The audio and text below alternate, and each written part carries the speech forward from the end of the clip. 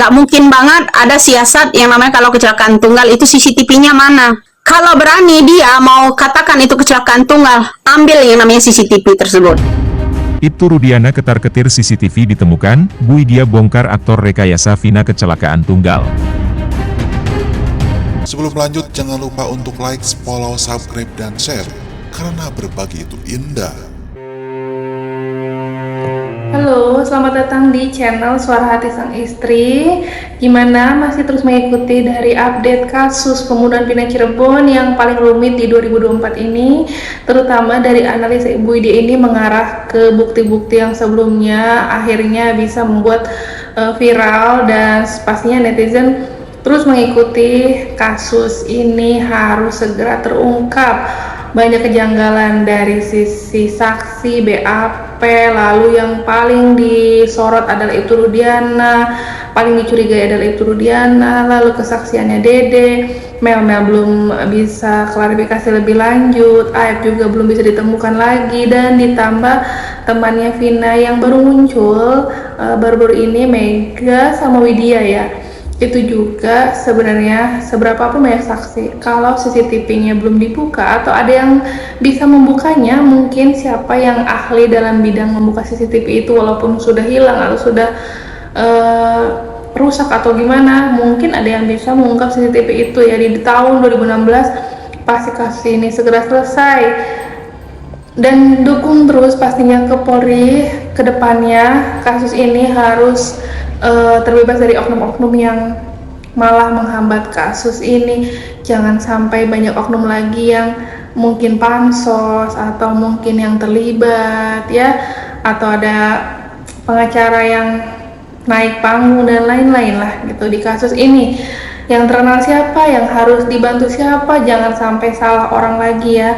Gimana ke depannya, dan sekarang kita analisa seperti apa komentar Ibu Widya di kasus ini dari awal sampai akhir, dirunut dari kejanggalan-kejanggalannya. Kita simak reaksinya atau analisanya dari Ibu Widya. Saksi yang dua itu nongol, ya. Setelah Dede nongol, saksi yang dua temannya Vina nongol, terus Rudiana nongol, ya kan? Siap mati katanya ya kan, untuk menyelamatkan yang 7, berani digantiin ya. Tapi saya ada janggal sedikit loh, sedikit saya janggal. Kenapa?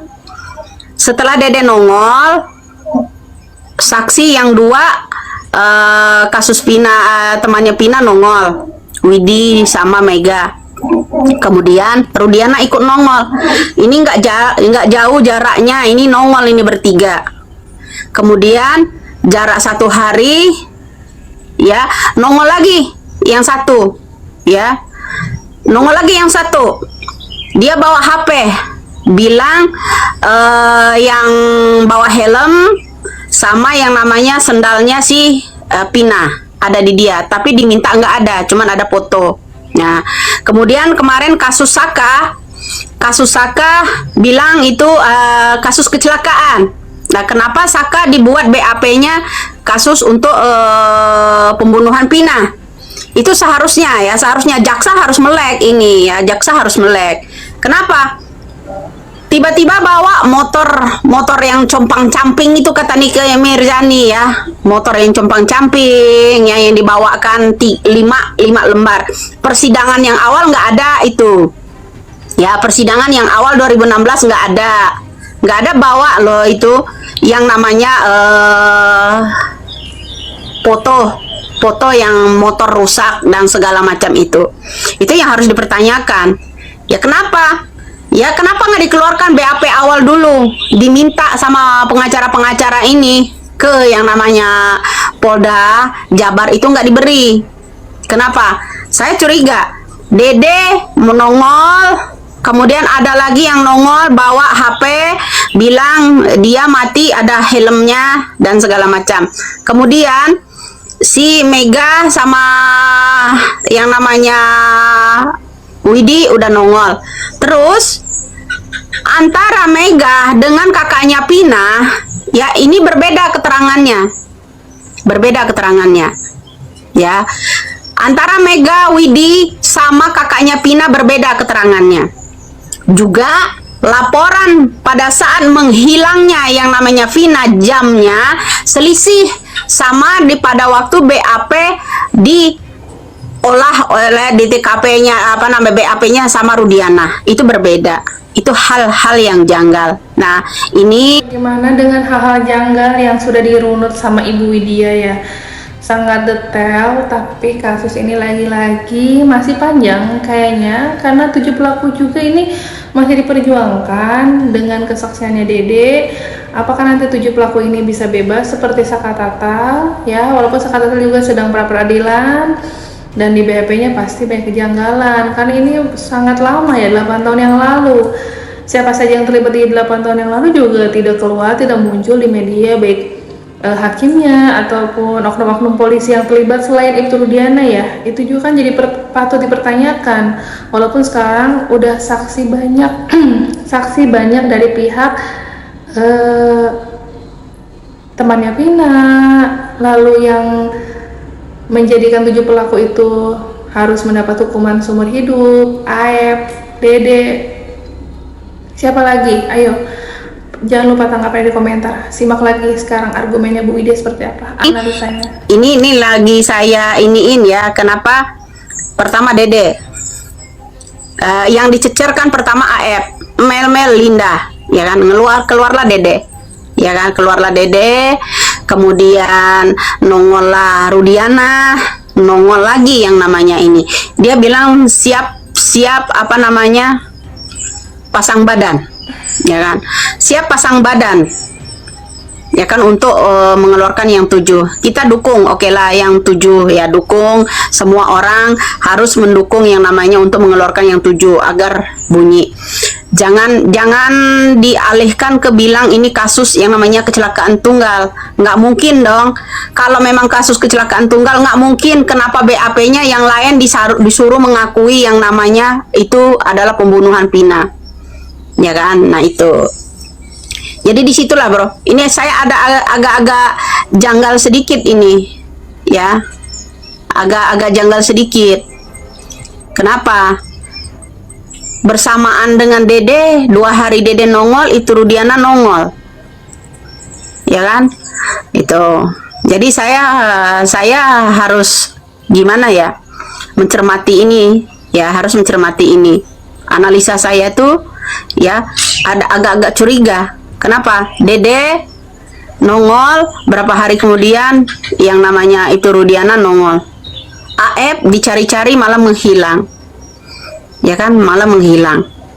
Ini yang harus kita pertanyakan. Yang lebih janggal lagi, kemarin keterangan di 2016 lalu nggak ada orang menyerahkan foto yang kecelakaan itu di mana dan di mana, hanya berupa foto saja. Ketika ditanya hakim disumpah, jawabannya juga agak gelagapan ya. Kemudian jaksa mendengarkan kata-kata saksi itu, ya kan. Ini permainan baru bro, permainan baru lagi.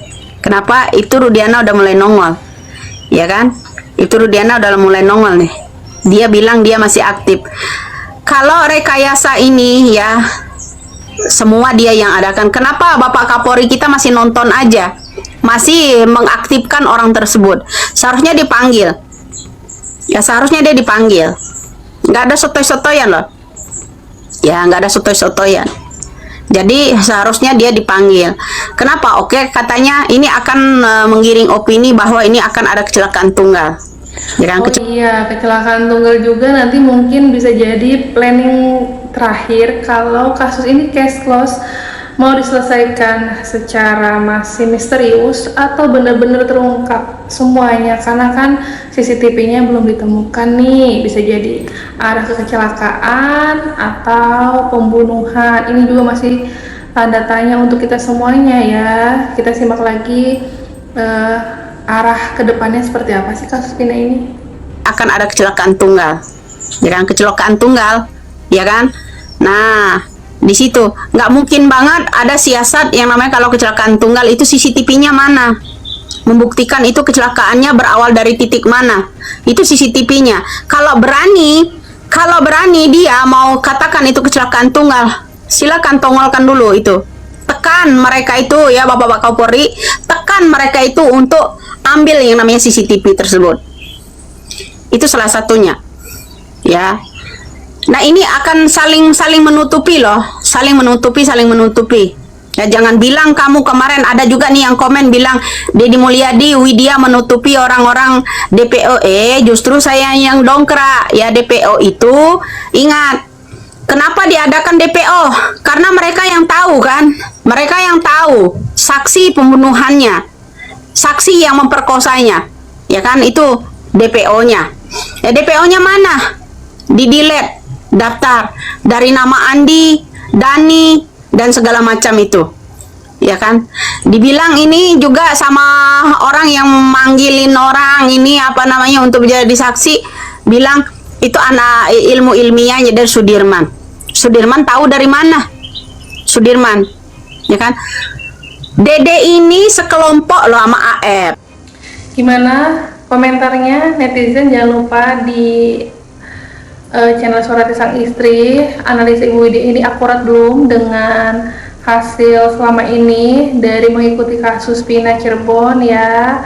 Dan pastinya kuncinya itu di AF, saksi yang belum muncul juga ya. Gimana dia mempertanggungjawabkan atas kesaksiannya yang bisa menjerumuskan 7 tersangka menjadi korban untuk mendekam di penjara selama seumur hidup.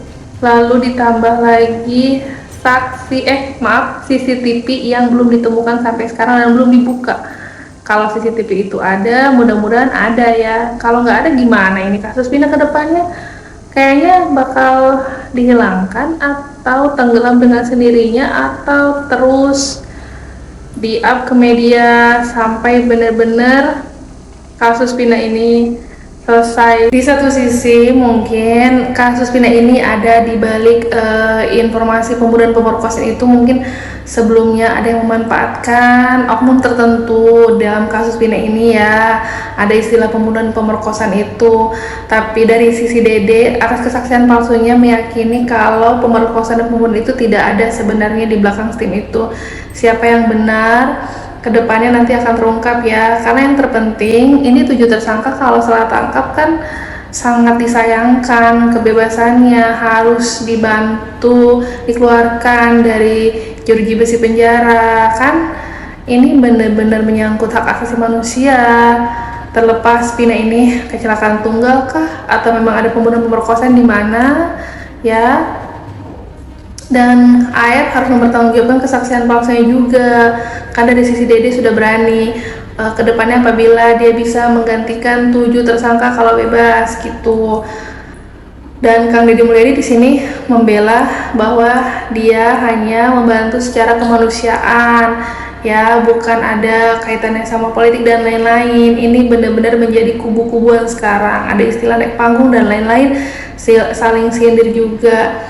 Walaupun dari satu sisi Ibu Widya ingin mengungkap kasus ini, segeralah dari Polri CCTV-nya harus dibuka.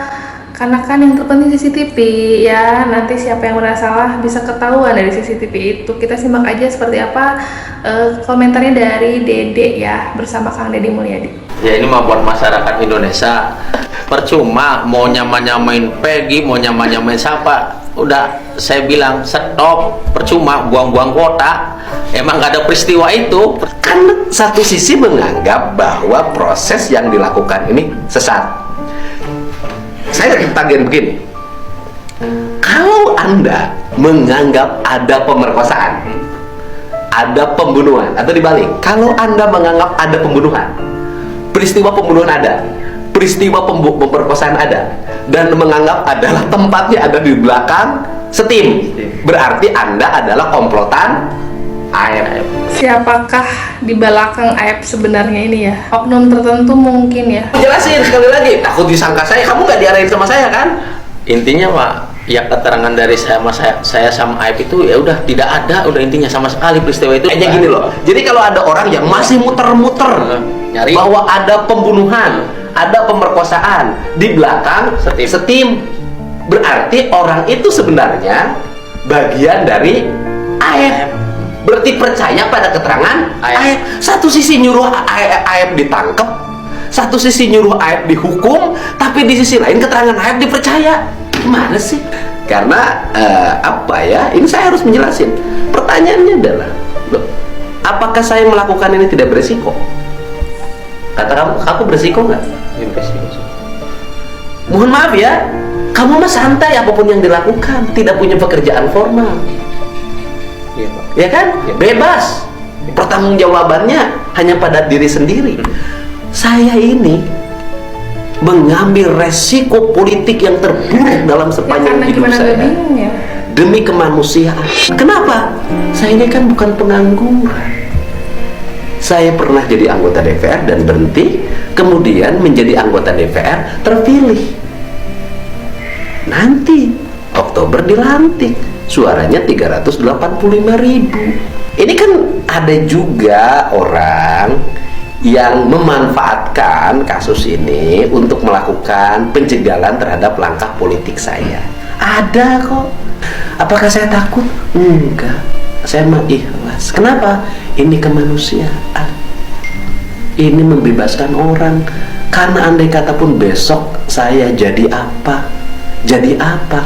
Kan tugasnya tetap saja kan menjaga, mengayomi masyarakat.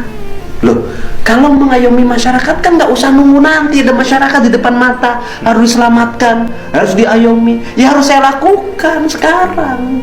Nggak boleh nunggu nanti. Harus saya lakukan karena kebutuhannya hari ini. Karena itu tugas saya. Walaupun saya bukan pemimpin hari ini, tetapi saya harus mengambil sikap ini. Demi apa? Demi kemanusiaan. Nggak apa-apa orang berkata apapun, menuduh apapun terhadap saya terima dengan baik dan dengan ikhlas. Kenapa? Karena berbagai asumsi, tuduhan, kecurigaan, kebencian yang dialamatkan pada saya tidak seberapa dibanding penderitaan 7 orang terpidana yang dipenjara seumur hidup. Nggak ada apa-apanya. Kecil. Iya ya, gimana komentarnya? Ini harus benar-benar diperjuangkan loh. 7 tersangka, kalau memang 7 tersangka ini bukan pelaku pembunuhan atau pemerkosaan di Pina Cirebon, dan kemungkinan kakak Vina nanti juga bisa dipanggil loh, bisa sebagai saksi gimana sampai melibatkan 7 orang jadi tersangka. Kakaknya Vina, terus Mel, Liga Akbar, dan lain-lain itu harus benar-benar bisa menyampaikan gitu ya, yang sebenarnya akurat, enggak omongan mereka semuanya. Makasih yang sudah menonton channel Suara Hati Sang Istri. Nanti ada update berikutnya lagi, dan kurang lebihnya mohon maaf. Saya tutup. Wassalamualaikum warahmatullahi wabarakatuh. Bye.